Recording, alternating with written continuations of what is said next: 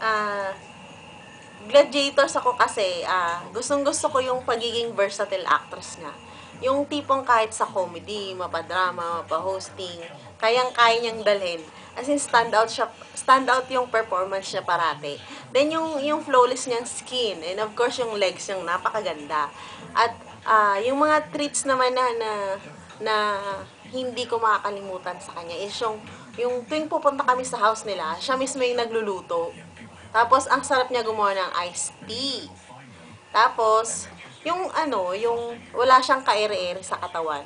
Yung tipong kahit ininuman mo, naiinuman niya din. Yun, yung hindi ka mahihiyang makisama sa kanya. Kasi, approachable siya. Tapos, sa pagiging ina naman niya, gustong-gusto ko yung pagiging hands-on niya. Na kahit sobrang busy siya sa trabaho, siya pa rin yung nag-aasikaso sa mga anak niya. At yung pagiging sweet niya sa mga kapatid niya.